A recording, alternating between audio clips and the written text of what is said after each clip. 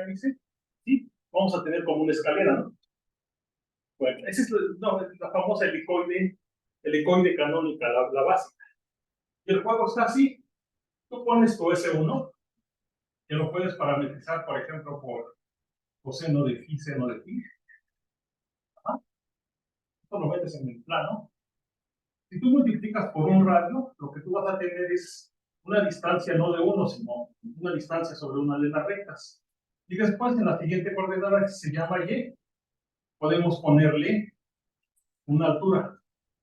Agarro el circulito, lo voy moviendo a unas de rectas, y con este voy subiendo las rectas para que me quede un helicoide. Es algo muy sencillo. Y el juego es entonces fácil, ¿no? ¿Por qué? Porque este S1 es quien me va a determinar la geometría de lo que yo le pongo aquí. Aquí, por ejemplo, le puedo poner una recta o le puedo poner una curva que no se autointerseque, ¿no? Por ejemplo, una curvita, digamos, así, que se vaya moviendo a lo largo de la hélice, ¿no? Sí, bueno, también se vaya moviendo. Bueno, entonces, de una manera más general, podemos hacer lo siguiente. Si esto fuera una naranja, pues estoy pensando en una naranja, y me fijo en la cáscara, lo que voy a hacer es ir pelando la cáscara, y la cáscara la voy subiendo, la voy a ir subiendo. Ajá. Bueno, pero no la voy subiendo de cualquier manera. Si este es un pedazo de la cáscara, yo le puedo dar la forma que yo quiera. ¿Me explicó? Si tomo una figura ya, tengo una curva ya bien determinada, puedo agarrar la cascarita y doblarla. Si esto fuera la cáscara, le puedo hacer esto, ¿no? Doblarla así, ¿no? O doblarla así, e irla subiendo. ¿Sí me explicó? ¿Sí?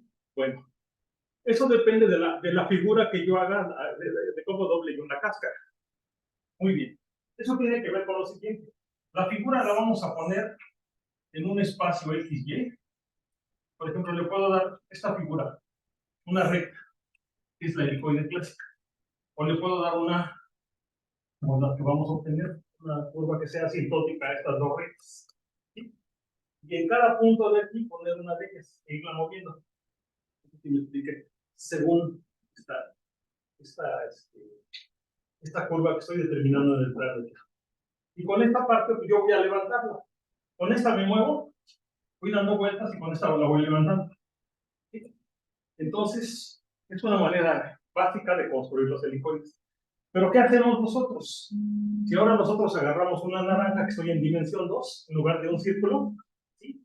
Agarro la naranja, le voy quitando la cáscara y la voy subiendo, pero no le doy cualquier forma, la forma plana, sino le voy dando una curvita, ¿no? En forma de curva, según la figura que yo obtenga del cambio. Bien, entonces, lo que tendríamos aquí sería, voy a tomar un S2, una esfera, en lugar de un S1, y aquí voy a ir construyendo mi superficie, pero bueno, claro, esto es una superficie, ¿no? Y la idea es la siguiente. Para cada punto que yo tenga aquí, voy a construir una especie de helicoide acá arriba, de manera que si yo tomo un punto y me fijo en una recta hacia arriba, voy obteniendo puntitos aquí. Es lo que se va a llamar una fibra discreta. Con todo, esa es más o menos la idea de cómo se va a construir esto. Adelante.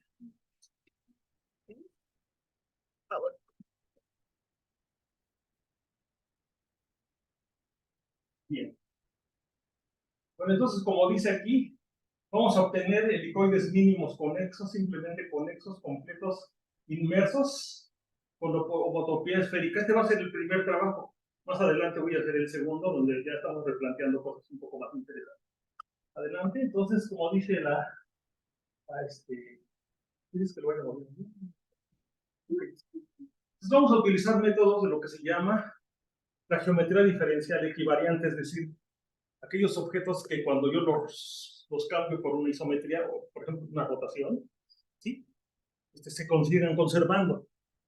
La topología algebraica equivariante, que es en términos más, en términos así coloquiales, sería como ver cómo se está deformando una cosa, ¿sí? De tal manera que si muevo esa cosa para arriba, obtengo una copia. ¿Sí? La misma copia. Como si fuera un fractalito, ¿no? Y ecuaciones diferenciales complejas, que va a ser las ecuaciones diferenciales ordinarias, pero ahora con coordenadas complejas. Y vamos a obtener superficies bonitas, de tal manera que van a ser obtenidas de este tipo y que asintóticamente se van a pegar a un helicoide que está generado por esta recta y por otro abajo. Es decir, esos helicoides van a perseguir a dos canónicos, van a estar entre dos canónicos, los van a ir siguiendo. ¿Ok? Adelante. Bueno, como decíamos, la superficie helicoidal en R3, la canónica, con un paso de altura o con un pitch, paso de altura L, es esta, ¿no? Tomo el círculo, me voy dando vueltas, ¿sí? Voy estirando el círculo y con esta parte de aquí me voy moviendo, lo voy levantando las rectas para obtener la escalera. Ok, donde phi es un número real, es un ángulo real porque voy a estar dando muchas vueltas. Ajá. X es una función y y de S son funciones reales que van a definir una curva en el plano X, ¿no? Bueno, entonces estamos interesados en superficies helicoidales mínimas y lo que vamos a hacer es generalizar. Por ejemplo, aquí nosotros teníamos un S1 y mediante una deformación estamos obteniendo radios, ¿sí? Este objeto está dando vueltas y con el radio lo estoy estirando para obtener cómo se está moviendo un círculo. De hecho, esto se dice que es invariante bajo un grupo de isometrías o dos. Y vamos a generalizar aquí utilizando en lugar de un S1, una esfera de dimensión 1, una esfera de dimensión n arbitraria. La esfera de dimensión 2, ustedes la conocen de cálculo. Bien. Entonces, lo que vamos a hacer es lo siguiente. Vamos a tomar no un círculo, sino una esfera. Para eso vamos a parametrizar la esfera de la misma manera que se hace comúnmente con cosenos y senos en dimensiones altas. Y este término de aquí, que es L, que es el paso de altura y que depende de la phi, ¿sí? La altura depende, por ejemplo, si estoy aquí y me doy la vuelta, quiero ver qué tanto avance, qué tanto me subí con L. ¿Sí? ¿Estamos? Es el siguiente piso, ¿no? ¿Vale? Bien. Y entonces este término sugiere que si voy a tomar n coordenadas, tenga yo para cada coordenada un paso de altura, L1, L2, etcétera, ¿no? En una coordenada doy un paso de altura, en la otra coordenada doy otro paso de altura.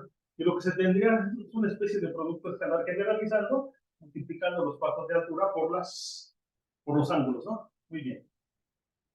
Entonces, phi 1, phi 2 y hasta phi n-1 van a ser las coordenadas de una esfera de dimensión n-1 en Rn, ¿sí? Y estos son vectores.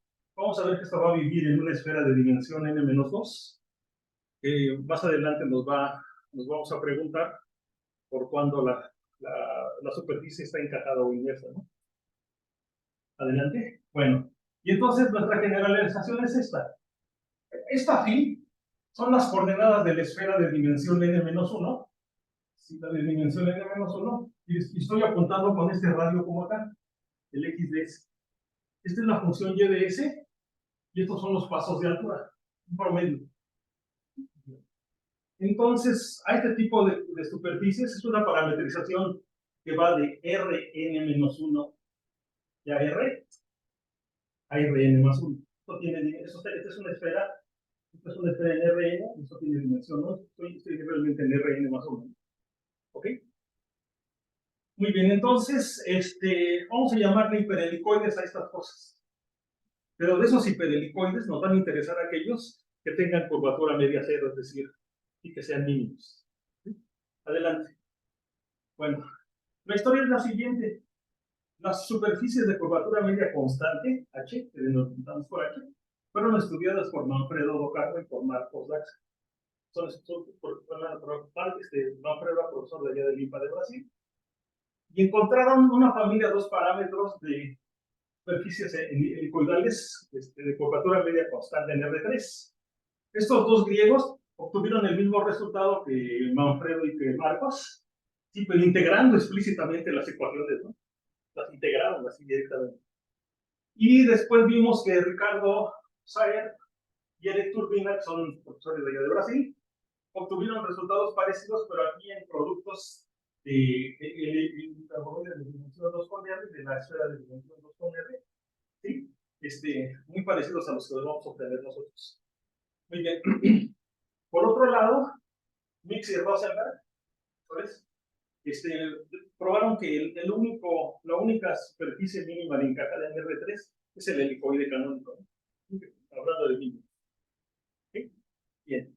Nosotros vamos a tratar de generalizar estas cosas. Muy bien. ¿Cuál es el resultado? El resultado principal nos dice que hay una familia a n parámetros de las hipersuperficies helicoidales mínimas de dimensión n en R más 1, es decir, son hipersuperficies. Hay una familia, un parámetro, siempre de mínimos. ¿Ok? Entonces, todas las superficies mínimas completas de esta familia, ¿sí? Perdón, son completas, inversas, conexas y simplemente conexas. Y para n mayor o igual que 3, las superficies tienen el mismo tipo de homotopía que una esfera, ¿sí? Es decir, en términos así coloquiales, si tuvieran hoyos, tendrían los mismos hoyos. Así en términos coloquiales, ¿no? Bueno, más aún, cada una de estas superficies para n mayor o igual que 3, ¿sí? Va a ser de este tipo, y a la hora de irlos girando, van a ir siguiendo a dos helicoides de esas canónicos, ¿no? Dos helicoides canónicos que se obtienen de girar dos rectas. Adelante. Entonces, la idea es sencilla, bueno, esta idea es sencilla, la argumentación es un poco complicada. Lo que se hace es, nos vamos a fijar primeramente en el encaje, voy a agarrar la esfera de dimensión n-1 y la voy a poner aquí. Perdón, Guadalupe, ¿es R por N o R elevado a la N más 1? Aquí está la esfera de dimensión n-1, y hacia arriba es esto es Rn, la esfera de dimensión n-1, y R hacia arriba. Vamos a hacer exactamente esta idea. ¿Qué es lo que vamos a hacer? Agarramos phi, que es una n-1 eneada de ángulos, y los metemos a Rn. Es decir, encajamos la esfera. Entonces, sobre cada punto en Rn, hay un punto en la esfera de tal manera que ese punto que tú me estás dando corresponde a un punto sobre la esfera multiplicado por su norma, ¿no? Y acuérdense que la esfera tiene longitud 1 y se lo multiplico por la norma del vector, o sea, en el caso del vector, ¿no? Teniendo eso encima, si tomamos n-1 parámetros de altura, vamos a definir la siguiente proyección de Rn más 1 a R2, lo vamos a definir de la siguiente manera.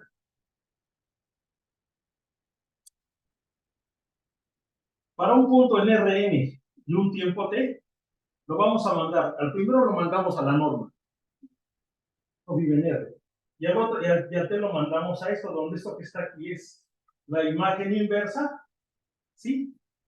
De Q sobre la norma de Q, es decir, te regresas hacia la esfera, ¿no? Bueno, un cálculo directo te va a mostrar que la superficie que tú estás obteniendo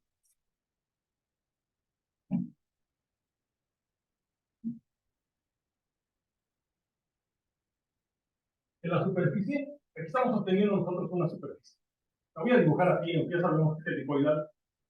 Y si tú proyectas la superficie con P, le tomas un puntito de aquí, entonces ese punto va a caer sobre la curva que te está generando, ¿sí? La curva que estás girando, ¿no? Si sacas otro punto acá afuera, quién sabe dónde lo manda. Y lo que sí es cierto es que eso es en virtud de que esta cosa es invariante bajo la acción del grupo ortogonal a dimensión n, perdón. Bueno, entonces, lo que estamos obteniendo es lo siguiente. Si tú te tomas un puntito aquí sobre la curva x0 y el0 y te fijas en la proyección, ojo, la proyección es de todo Rn más 1. Si tú te vas hacia atrás, ¿sí? Te fijas en la imagen inversa, aquí está tu superficie, y te fijas en la imagen inversa, entonces a la hora de hacer la intersección, ¿sí? Vas a obtener este conjunto que se llama signo n-1 x0 y0, ¿sí? Y lo que te está diciendo es de que este conjunto, cuando hay un montón de intersecciones, ese conjunto va a ser un espacio fibrado, ¿sí? Un espacio cubriente sobre esta esfera, sobre la esfera, bueno, a ver cómo está. Sobre la esfera S, n-1 x0 y0. Ajá. Este conjunto, la intersección de PA-1 de este punto con la superficie que estás generando, con la superficie dipolar. ¿Y eso qué te dice? Te dice lo siguiente en términos topológicos, ¿no? Le dice que le vamos a llamar a una curva de perfil, es decir, una de estas curvas que me está generando esta hipersuperficie, son homotópicamente equivalentes. ¿Qué significa? Que tienen el mismo tipo de homotopía. La demostración es, pues si yo tengo aquí este conjunto, ¿sí? Lo único que hago es, me fijo me fijo nada más en la pura hélice, me fijo en la curva acuérdense que es infinita, lo único que hago es retraerla y obtener la hélice, ¿no? Obtener la hélice que estamos obteniendo. Esta que está ahí es la homotopía y se puede ver. Adelante. Bueno, para n mayor o igual a que 3 tenemos el siguiente resultado importante. Para cualquier punto que tú me des aquí, ¿sí? Sobre la curva de perfil que me va a generar esto, tenemos que este conjunto que acabo de definir y la base del fibrado, del cubierto, tienen el mismo tipo de homotopía. ¿De homotopía qué significa? Si calculo los grupos de homotopía de este conjunto y de este son exactamente los mismos. ¿Ah? La demostración es pura álgebra, ¿cómo se llama? Pues álgebra de grupos, ¿no? Pura álgebra de grupos. Tomas la fibra, es discreta, la encajas aquí, te fijas en la inclusión de los grupos de homotopía, luego después la proyectas hacia la esfera y luego te vas hacia el grupo fundamental anterior, la posición, que es exacta, como el grupo de la fibra es 0 por ser puntos, entonces tienes esta sucesión corta para cada K. Por eso significa que estas dos cosas son isomorfas, como grupos. ¿Sí? Para el caso en que n vale 1, en que K vale 1, sí, tenemos esta sucesión corta. Lo que nos está diciendo aquí está, que el grupo fundamental es trivial, es decir, todos son simplemente conectados. Adelante.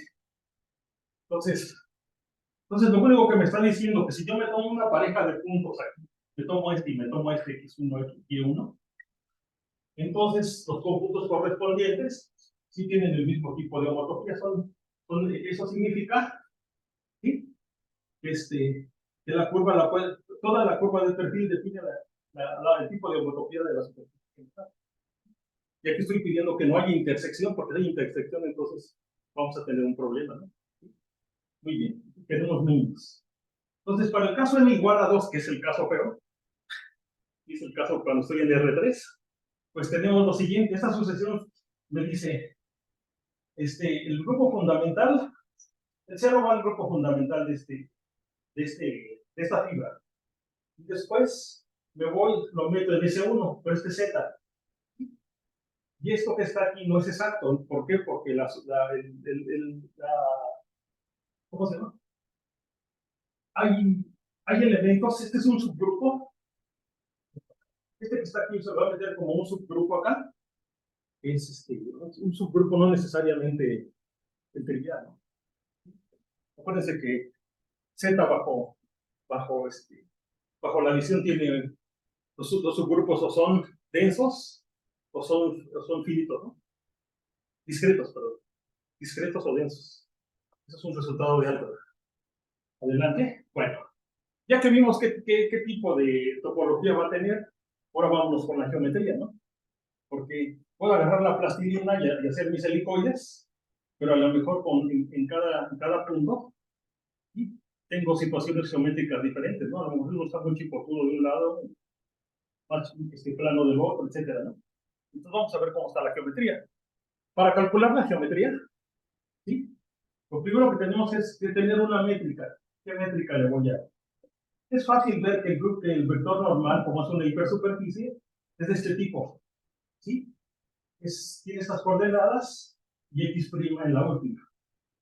Y si calculamos la primera y la segunda fundamental, forma fundamental, esta es la métrica, y esta que está aquí es la segunda forma fundamental. Y entonces ya a partir de eso ya podemos calcular las curvaturas, cómo está curvado. Entonces, nos pasamos hacia el siguiente resultado. Para n mayor o igual que 2, ¿sí? Entero arbitrario, positivo. Cualquier curva helicoidal parametrizada de la manera en que lo hicimos, la curvatura media satisface esta relación. N por la curvatura media por el determinante de la métrica multiplicado por la norma del vector normal es igual a x a la 2n menos 1 menos 1 entre 4 por esta cantidad. Por esa cantidad. Y es importante ver donde esta L cuadrada es la suma de L y al cuadrado, es decir, esto es una esfera de dimensión n menos 2, que para la siguiente exposición va a ser importantísima para estudiar inmersión, estabilidad y encaje. Va a ser súper importante. Bueno, entonces, esta que está aquí nos va a dar lo que es la curvatura media igual a 0. Avanzamos tantito. Para que sea mínima la hipersuperficie helicoidal, necesito que esto valga 0. Ojo, esta es una ecuación diferencial de segundo orden, ¿sí? Que involucra a las coordenadas de la curva de perfil. Las soluciones de esta ecuación diferencial me van a decir de qué tipo, me van a dar de qué tipo, no nada más topológicamente, sino geométricamente, son las helicoides que estamos obteniendo, ¿no? Mira, vamos a ver los dibujitos. Muy bien, entonces tenemos lo siguiente, vamos a obtener lo siguiente. Así voy a tratar de hacerlo más. Todos los problemas que vienen, los resultados, esto sí ya, lo anterior era estaba medio lento, esto ya no tanto. Bien, las soluciones de esta ecuación diferencial, primero, si esto es igual a 0, entonces tengo el eje de las 10, ¿no? Esos van a ser helicoides degenerados, porque nada más se van a quedar ahí, ¿no? ¿Sí? No van a girar. Luego, esta ecuación diferencial, entonces tenemos los siguientes. X igual a 0 es esto. Y se define. Voy a hacer todo el resumen. Son helicoides degenerados. Luego, esto tiene las siguientes simetrías. X, Y, esa ecuación diferencial acepta estas simetrías. Es decir, cualquier cosa que pase aquí pasa de este lado y de este lado. Sí, son simétricas. Entonces es suficiente con estudiar cuando X es mayor que 0. El primer resultado te dice, una solución de esta ecuación diferencial ya está, porque ya quité esto que está aquí cuando X vale 0. La primera solución es una recta. Esa es una solución. ¿Ok? Luego, cuando Y es igual a delta. Es decir, esas me van a dar las helicoides clásicas canónicas, ¿no? Y luego, si en algún momento una curva es de tal manera que la derivada lleva de 0, ¿sí? Ya se amoló, tiene que ser una de estas. Tiene que ser una de estas. Otra de las cosas es de que si alguna curva de perfil que resuelve esa ecuación diferencial toca este eje, ya se amoló, tiene que ser una de estas. Cualquiera de estos dos. ¿Ok? ¿Sí? Tenemos lo siguiente. Vamos a hacer, esas son para cuando Y' en algún momento se hizo 0. Son rectas horizontales, todas. Si yo tengo que Y' siempre es diferente de 0, primero tenemos lo siguiente. Se puede demostrar que el límite cuando X se va a más menos, cuando T se va a más menos infinito, de x de t, esto siempre va a ser infinito. Es decir, que me voy a infinito, o me voy a infinito. Ya sea hacia atrás, vengo de acá del infinito y me regreso infinito. Por el teorema del valor medio, debe de haber un puntito donde valgo cero, ¿no? Cero. Y se puede probar que las soluciones son de este tipo. Hacen esto. Si toca, ya se voló una de estas. Si en algún momento la derivada vale cero, ya se voló es una de estas. ¿Sí? Y si en algún momento cruza, y llegar a cruzar, es una de estas. Entonces solamente hay de dos formas, ¿no? O es una recta, o bien te vas hacia infinito, hacia adelante o hacia atrás, ¿no? Esos son los siguientes, todos los siguientes resultados, ¿no? A ver. Entonces,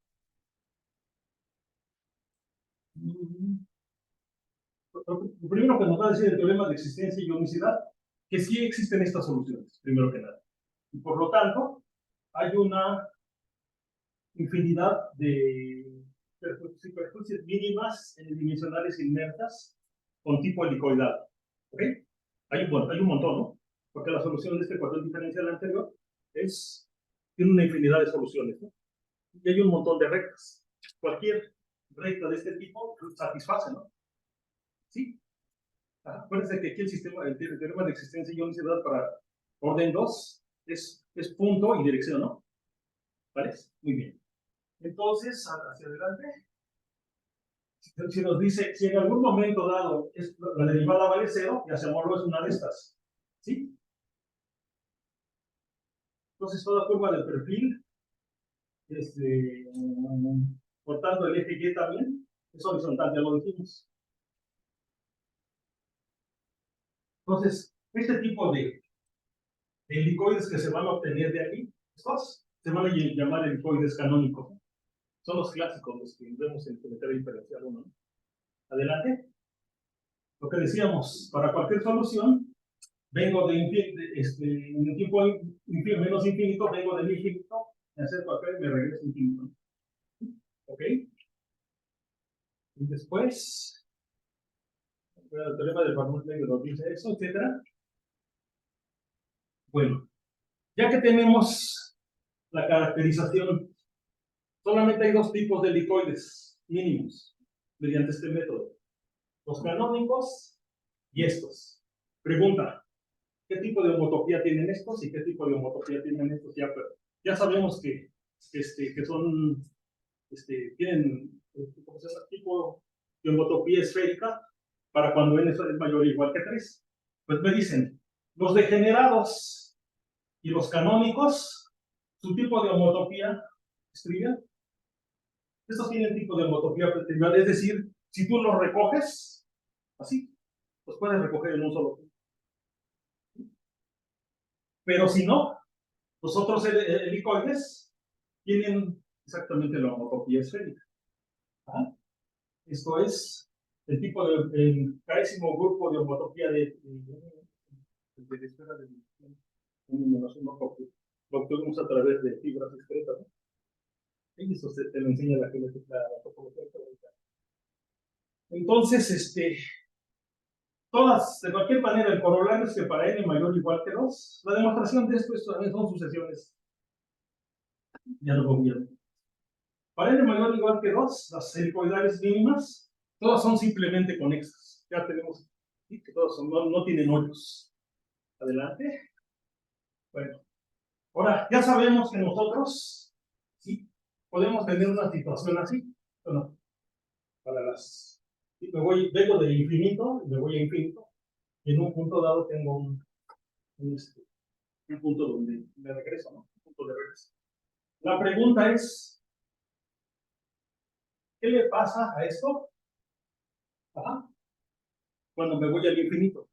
¿Cuál es la pendiente? Pues me fijo en el arco tangente o en la tangente de y calculo el límite. Si calculamos el límite, es bien fácil hacerlo directo. Se tiene que esto vale 0. Es decir, la pendiente final es 0. Pero ojo, en la pendiente final sea cero, todavía no me dice que me voy a ir pegando una cosa de esto. Puedo irme yendo así y ir haciendo cero como el logaritmo, ¿no? ¿Sí o no? Como el logaritmo. La derivada del logaritmo es 1 entre x. Y cuando x se va al infinito, su pendiente es cero, ¿no? O sea, y se abre muchísimo. Bueno, entonces, ¿cómo se llama? El ángulo final, ¿sí? Es cero. Y entonces lo que vamos a hacer ahora pues, es estudiar realmente cuál es el comportamiento asintótico. Y para eso nos vamos y escribimos esto de la siguiente manera. Como ya sabemos que de alguna forma va a tener ese comportamiento, omitimos el tiempo t haciendo un cambio de coordenadas y dejando y en términos de x o x en términos de y. Y dejamos a x en términos de y, aquella ecuación tan fea horrorosa se reduce a esta, ¿no? ¿Sí? Y es lo mismo, si lo hacemos de la otra manera, ¿sí? Si ponemos a y en función de x, nos queda de este tipo. Muy bien. Ahora, la idea básica para estudiar un comportamiento al infinito es, si yo me voy siguiendo a una recta, ¿sí? De la forma y igual a alfa x más beta, ¿sí?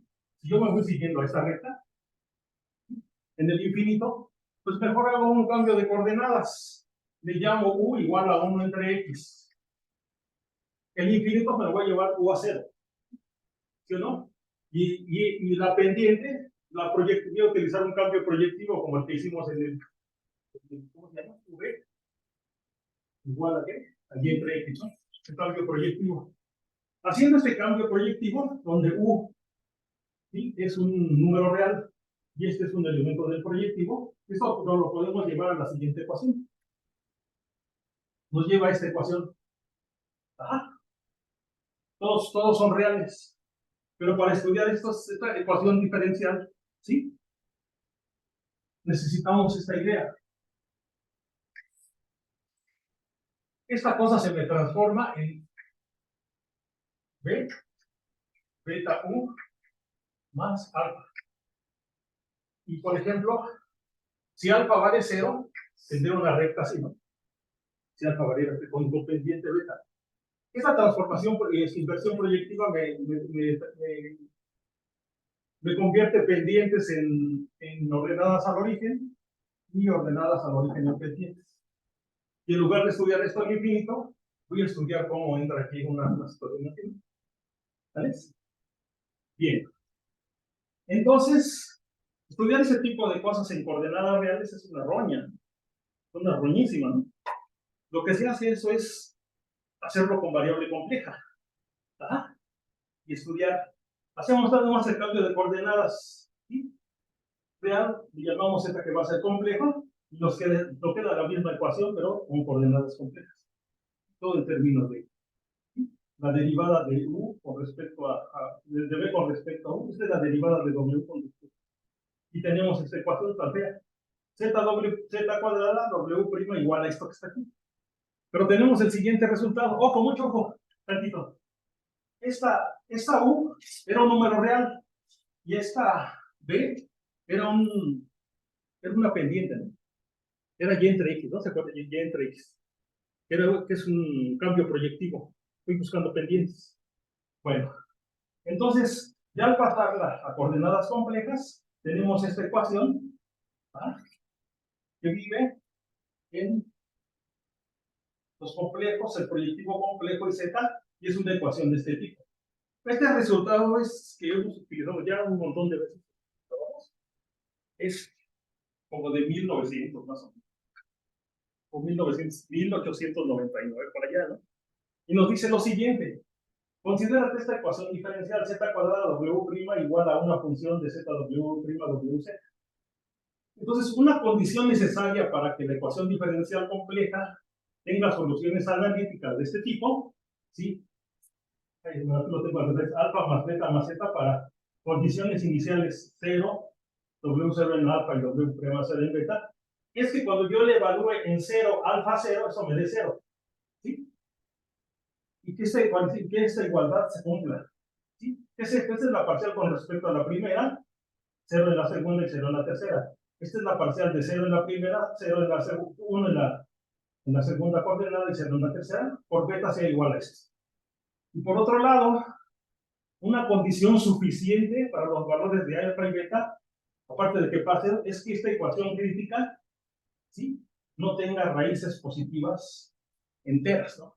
Bueno, si nos fijamos en la ecuación que tenemos acá arriba y hacemos los cálculos, si evaluamos estos, vemos que esto es igual a 0, siempre y cuando alfa valga 0, es decir, que caigas aquí.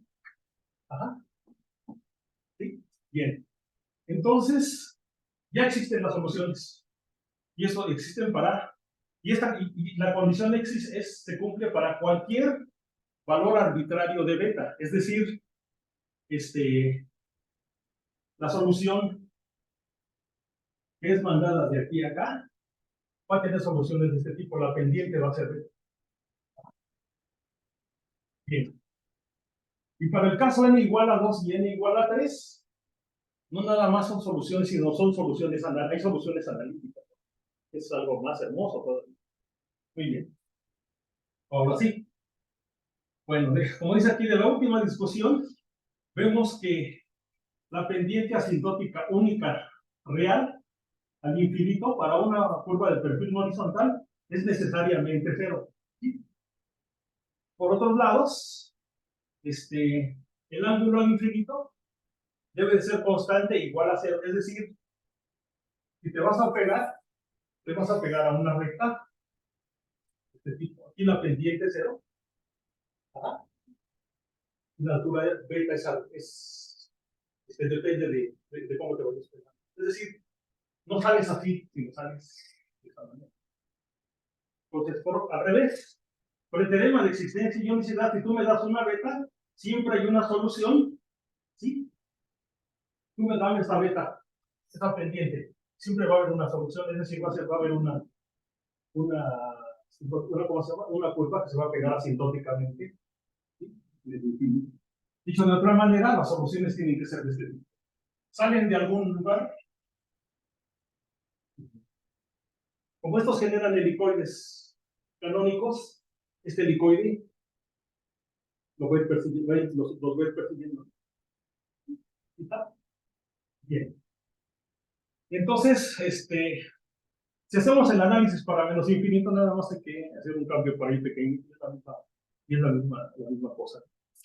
Adelante. Bueno, entonces, el corolario es como decía, dame un número beta. Entonces hay una curva de perfil que le persigue, tanto para B1 como para B2. Y para los casos n igual a 2 y n igual a 3, el comportamiento asintótico es analítico, ¿no? Muy bien analítico. Analítico significa que lo puedes expandir en serie de Taylor, ¿no? Adelante. Finalmente, estas beta 1 y beta 2 generan helicoides n-dimensionales en R más 1, que son canónicos. Y la curva de perfil, como decía, es asintótico hacia atrás y hacia adelante a eso. Muy bien. Ahora, ¿no? La ecuación homológica que decíamos, que la suma, L cuadrada era la suma de los LCs al cuadrado desde igual a 1 hasta n menos 1, esto me genera un problema a la hora de dibujar la superficie, el helicoide. Pero, de aquí, eso tiene dimensión n menos 2, ¿no? Es decir, tú puedes parametrizar con n menos 2 parámetros, y beta 1 y beta 2 te van a decir hacia dónde te vas a ir, ¿no? Es decir, tengo una familia de n menos 2, n menos 1, n parámetros, una familia a n parámetros, ¿no? Una familia de n parámetros. Ok, bueno. Esta figura es en R3, que es trivial, ¿no? Tomas esta recta y la haces girar como nos queda este helicoide, ¿no? Nos queda un helicoide así, ¿no? La siguiente, haces girar esta y te queda un helicoide así, ¿no? Como si fuera un canalón, lo volteas y le vas dando así la vuelta, ¿no? Esos son mínimos. ¿Ah? Ahora, el problema, ¿no? Ese es el problema. Ya lo tenemos aquí. Como los parámetros están definidos en una esfera de dimensión n-2, ya sabemos que esto se va a ir pegando a dos helicoides canónicos, ¿no? Bien. Perdón. Aquí tengo intersecciones. Por eso no podemos hablar de encajes. El encaje lo vamos a obtener en la siguiente plática de ecuación un poquito más larga. En el espacio de parámetros vamos a buscar, por ejemplo, en dimensión 2, cuando eso está en R3, ¿no? Eso está en R3, es decir, n es igual a 2, ¿no? Estamos comenzando con, hay que ver que no se abra mucho ¿cómo se llama? Que esto no tenga suficientemente abierta la boca para que se autointersecte, porque si está muy abierta la boca, le va a ganar a los pasos, ¿no? Se va a intersectar. Entonces tenemos los siguientes problemas. Problema.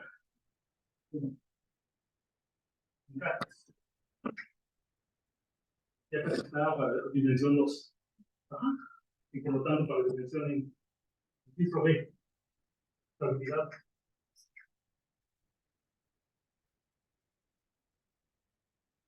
Esto no se ve nada estable, ¿no? Esto no se ve nada estable. ¿Cómo rompes la intersección, no? No se ve nada estable. La estabilidad va a estar en términos de esto. Para la estabilidad necesitamos lo que se llama el índice de Mohs. Ya casi lo tenemos calculado, ¿no? Y en la siguiente plática es un poco más pero bueno, un poco más.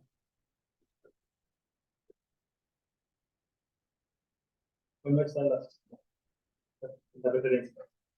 Este trabajo es bien bonito porque esto lo puede entender un chico que puede hacer una tesis de un proyecto de investigación. Son puros calculitos así nada, ¿no? No se requiere de un bonito. Este trabajo, bueno, el libro de Mix, coloquial que voy acá, de Mix y el de Ricardo y de Ed, también son muy buenos trabajos. Muchas gracias. Creo que es todo. Espero que se haya, por lo menos los dibujitos, se haya quedado claro. Un aplauso. No. Primero los presentes. ¿Alguien tiene alguna pregunta, comentario? Los helicoides son diferentes bajo un grupo de. Sí, esencialmente, acuérdate que tienes la esfera, que es esencialmente la base que estás girando, ¿no? Las primeras coordenadas invariantes bajo el ON, ¿no?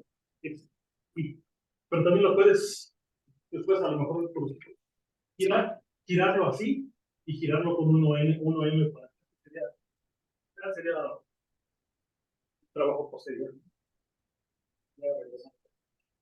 Proyección P que hace la es submersión. Es una submersión. Es una submersión, no necesariamente porque es topológica. Toda la construcción es topológica. ¿Sí? Y podría, espera. Yo creo que sí. Yo creo que sí. No nos hemos preguntado eso, pero yo creo que sí. Ándale, ándale. Podría ser. Hay compacta, ¿verdad? No, no. No son compactas porque las curvas son las únicas mínimas que hay, ¿no? Construidas de esta manera. Eric y Ricardo lo hicieron de otra manera, pero lo hicieron para espacios pequeños, H2, por UTR. No hay compacta aquí. No, perdón. Claro. Y en espacios de productos de ningún lado. Que es en el caso del Lorenz.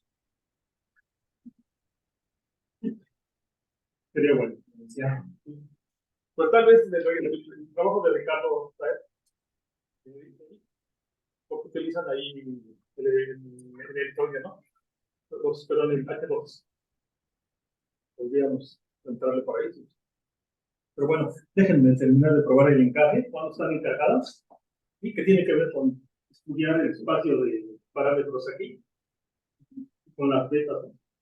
Que no se abran mucho. Si se abre mucho, entonces va a haber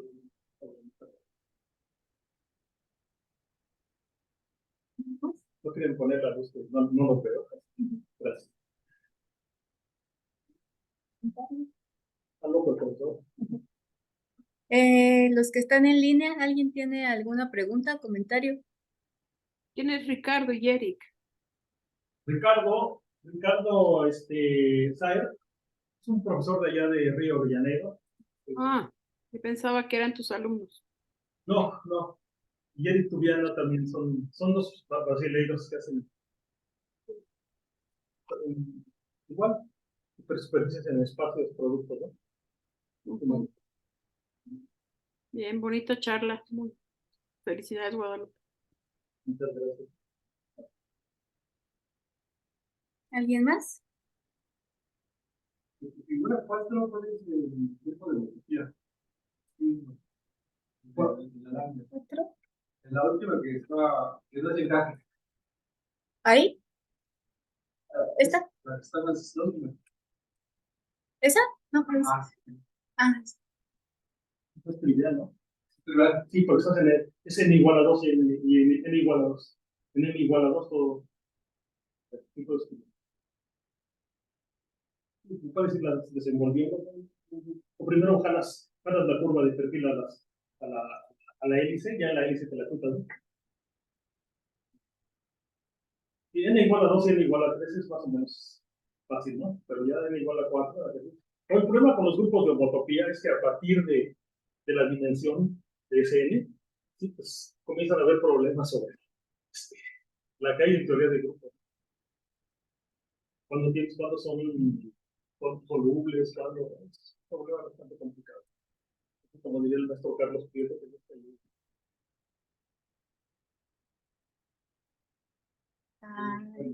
sí. Puede ser. creo que ese es. Los seminarios de los miércoles son los del posgrado, ¿no? Creo que sí. Y sí, todos pueden venir. ¿Cómo? Sí, José Antonio pregunta si cualquiera puede venir a los seminarios de los miércoles de forma presencial. Según yo, sí.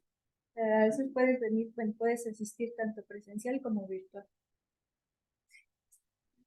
Entonces, en el siguiente trimestre, esa es la parte 2. Sí. ¿Alguna otra pregunta? Porque lo que tanto. No, es que pensamos que hasta ahí era cortito, ¿no?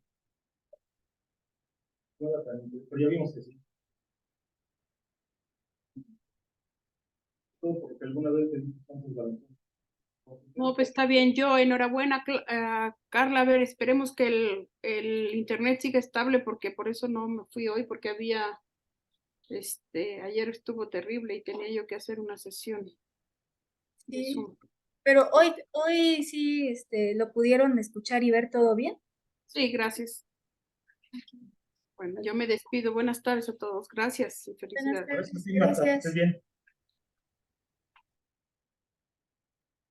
Bueno, pues si no hay más preguntas, le agradecemos nuevamente a Lupo por la plática. Pues esperamos el próximo, no, 15 días. en 15 días. Y yo estoy compromiso para el siguiente Para el trimestre, la parte 2. Gracias. Gracias también a quienes estuvieron en línea. Nos vemos en 15 días. Luego. Gracias a todos. Gracias, Lupo. Gracias. Que eres amante de los tipos de... Sí.